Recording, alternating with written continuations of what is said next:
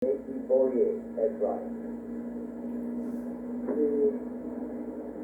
The whole history of the Waltham on Net is described in a book that you published 2 years back.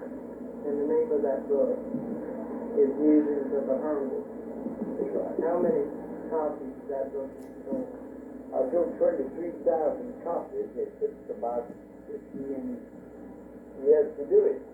And I've had 7 different printings of it. That's the last one in last month. That's the last I'll have.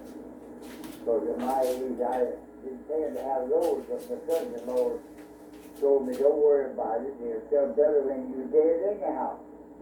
So I said, well, that's comforting, but I was going to take the money with us for those books, and you boys ought to get all the money.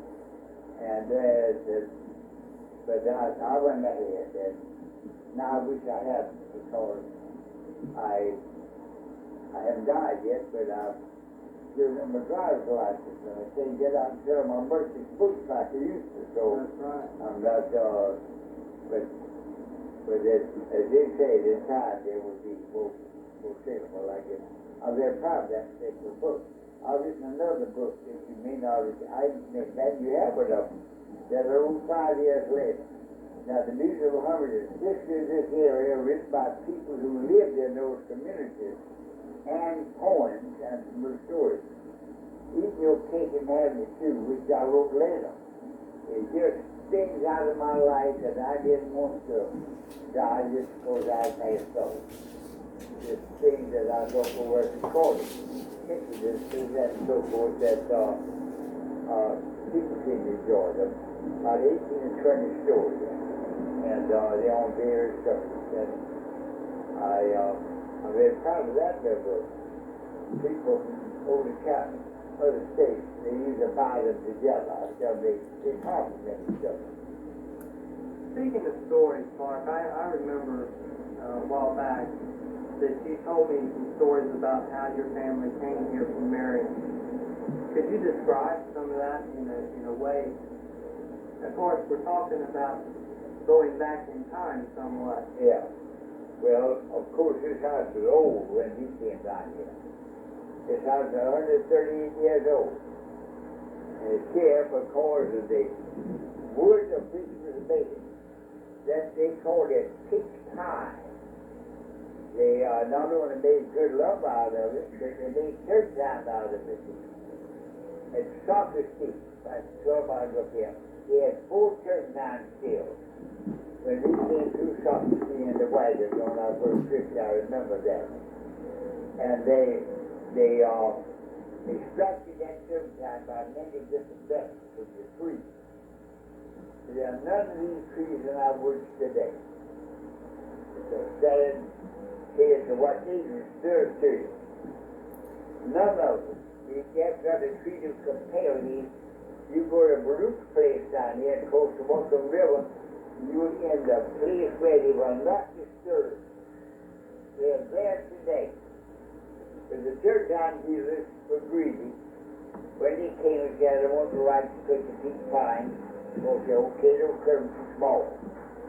But every just tell them at least 2, 3 trees today. And for that reason alone, there's not a long lead time in our woods until you get down to Hobgold Barony, where Vernon Baruch has 15,000 acres.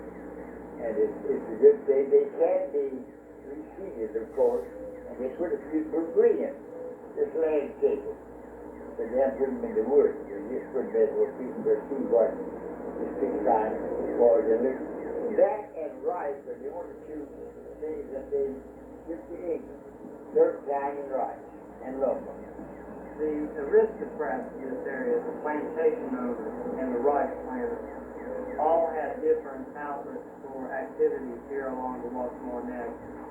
Some of those were from racing horses to telling stories on afternoons when the day's work was done. What kind of historical reference could you bring into account as concerning Alice Flagg? Well, that That is very interesting that these people didn't live over on the inlet. They lived on the river. All the activity was on the river.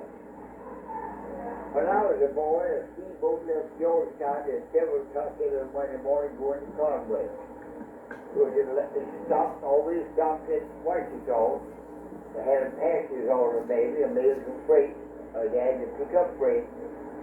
They stopped at Wichita right across the river here about 3.5 miles. And one left Conway every morning at 7 o'clock going to Georgetown.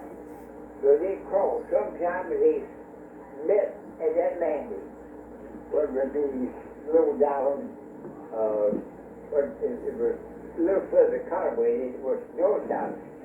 But when they both met there, when it was there first, was be at a landing right on the river, and a little shed, to put freight under, an old colored man named Uncle Andrew Keith and George Keith were his sons. The old man was very old.